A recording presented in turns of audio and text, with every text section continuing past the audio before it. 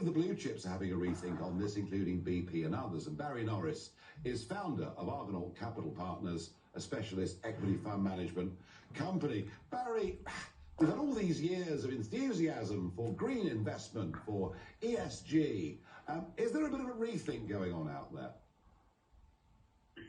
Well, I think, Nigel, the rethink on wind power is down to the fact that it's no longer profitable for wind companies to build new wind projects in the UK on the same economic terms as were agreed in the last two CFD wind auctions in 2022 and 2019. So those auctions were agreed at £45 per megawatt, and the government is trying to get another auction away, the fifth auction away this summer.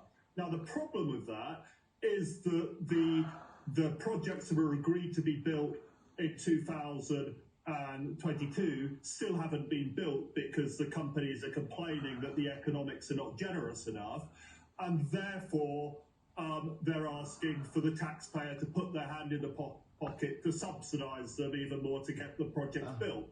And the reason why the projects are more expensive to build is the cost of wind turbines has gone up by about 50% in the last 2 years. But more importantly, interest rates have risen from zero. So given that these projects are typically funded with 4/5 debt, the cost of the wind turbine has gone up 50%, but the cost of financing has gone up probably over, let's say, a 25-year life of the project by another 100%. So when you've had a 150% increase in the cost of the project, there's a certain degree of buyer's remorse here, where the winners of the CFD auctions are coming back to the government asking for the taxpayers to put their hand in the pocket. Oh, and to meet the targets the government's got, it does mean more taxpayer money, doesn't it?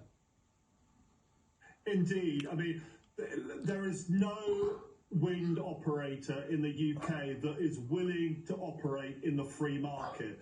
So they're only willing to operate when the government guarantees them a price for the product they produce. And the problem with wind is they all produce it at the same time. And the more wind we have in this country, the bigger market share, the bigger the problem gets. Because essentially, already in the UK, when the wind blows, we have zero cost power. And when the wind doesn't blow, which sadly is most of the time, we have very expensive and volatile power prices. Barry, come back onto the programme soon. Somebody who's a realist about wind energy and the cost. Thank you for joining us. We will speak to you again on this subject. Really interesting, and thank you very much indeed.